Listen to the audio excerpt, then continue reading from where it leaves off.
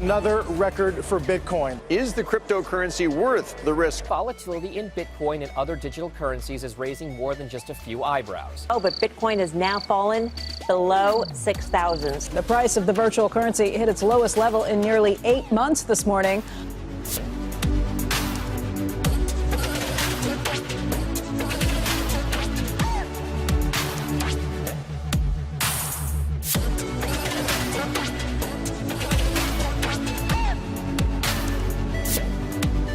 Getting a lot of people asking, is now the right time to buy? And the short answer is no. Like any new technology, you need new adopters to come in to make it more valuable. And in terms of Google searches, they're way down from the peaks back in December and January. Like Bitcoin still works great today. It's a great store of value. I think it works really well in terms of digital transactions, and I think it's a great example of security. I mean, in 10 years, not a single person has entered a fraudulent entry on the blockchain. That's trillions of dollars of on-chain transactions. None of them have proven to be fraudulent. There's a big debate publicly going on about whether there should be more or less regulation, and I think from our standpoint, it's really about regulatory clarity. Clarity will allow institutions to come in more than anything else. The institutions don't like to invest into uncertainty, and so we're just taking the most conservative approach that we can. Here's what I find interesting about Ethereum versus Bitcoin. Bitcoin in orange, Ethereum in the blue. Here's your lows that you've had before. Now, what's interesting is Bitcoin is right on the lows, in fact, breached it a bit, but Ethereum did not. So relative value-wise, Ethereum has been trading a little bit better than Bitcoin. So if I were going to be long this market, and as I am, I would overweight Ethereum at this point in time. Unfortunately, the same model that told us that we're going to 5,900 is telling us that there's more blood to come. It's calling a 62% chance of a bear market, and a bear market means that we're going to test 5350 as the next point, and there's a 62% chance of that. There's about a 16% chance of a bull market, but to confirm the bull market, we're going to need to test 7,400 with high volume. So right now, my money is on the market continuing to go down and going down to about 5350, which is the next stop. And the time horizon there is in about the next 2 weeks. And if you understand the technology and you're a bull, then now is a great time to be buying. We know that there were 27,000 blockchain startups in 2017. In the first 6 months of 2018, there are 28,000 blockchain startups.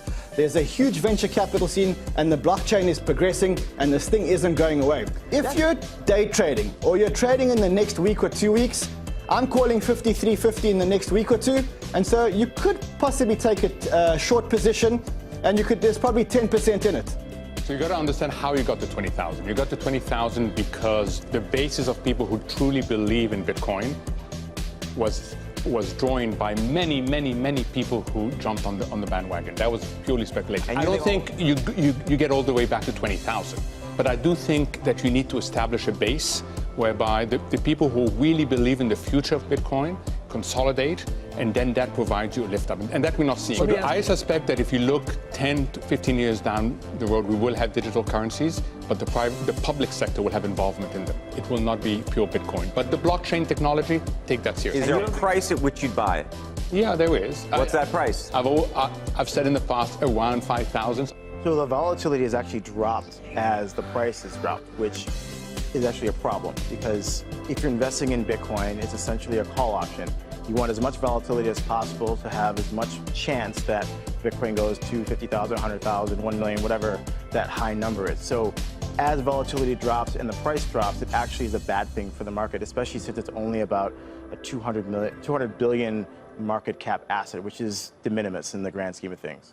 In 2013 to 2015, we went from 1,200 to 200, from 2015 to 2017, 200 to 20,000. So we've done these sort of moves before. I think the time span is going to shorten because you have many more people involved in the market and who have invested capital and resources to be able to trade this asset class.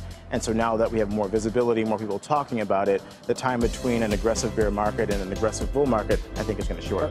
But we're one positive regulatory decision away, maybe an ETF, approved by the SEC, to climbing through 20,000 and even to 50,000 by the end of the year. I think the reason Bitcoin looks really good here is the cost of mining is around 7,000 fully loaded, and the difficulty is rising. So by the end of the year, it's going to be close to 9,000. Bitcoin's historically traded at 2.5 times its mining cost. So it's not out of the question that it could be over 20,000 by the end of the year.